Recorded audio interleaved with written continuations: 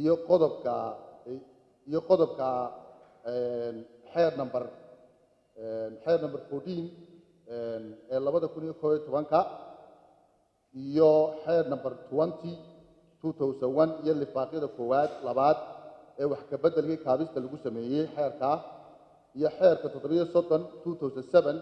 ee xeerka diiwaangelinta codbixiyaasha iyo lifaaqyada wax ka bedelkii kaabista xeerka lagu sameeyay markay aragtay tirooyinka codadka guud ahaan iyo gobol ahaan ee doorashadii madaxtooyada qabsoontay 13 bishii 11aad 2017 ee saddex xisbi qaran oo kala ah xisbiga koowaad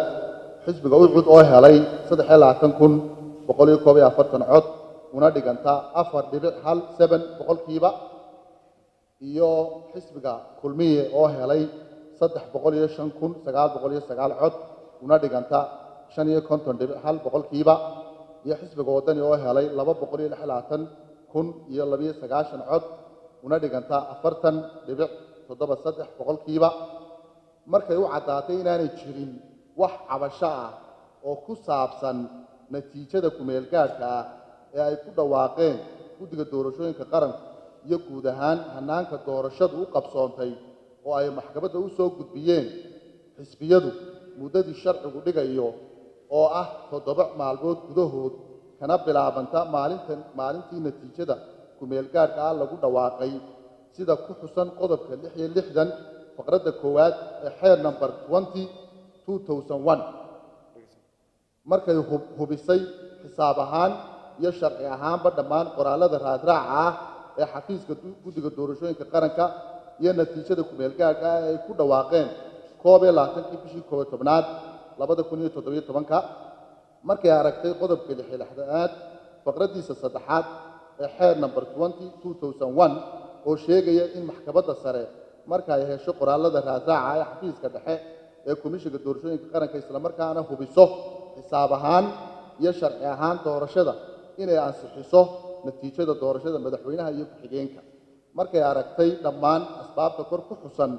oo dhan waxay soo saartay qaraarka maxkamadda sare dastuuriga ahi kow waxay ansixisay natiijada kumeel gaarka ah ee doorashada madaxtooyada 2017 ee ay u soo gudbiyeen guddiga doorashooyinka qaranka oo ah sidan kow xisbiga ucud oo helay 23,141 cod oo u dhiganta 4.17%. laba xisbiga kulmiye oo helay 305,909 cod oo u dhiganta 55.1%. iyo xisbiga wadani oo helay 226,929 cod una dhiganta 40.73%. taas oo sharci ah in xisbiga kulmiye oo helay tirada ugu badan codadka kuna guuleystay tartanka doorashada musharaxiintiisuna ku guuleysteen xilalka madaxtooyada jamhuuriyadda Soomaaliland oo kala ah kow musharaxa koowaad ee xisbiga kulmiye mudane muuse biixi cabdi xildiid oo uu ku guuleystay jagada madaxweynaha jamhuuriyadda Soomaaliland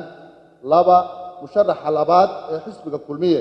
mudane cabdiraxmaan cabdilaahi ismaaciil shire oo ku guuleystay jagada madaxweyne ku-xigeenka jamhuuriyadda Soomaaliland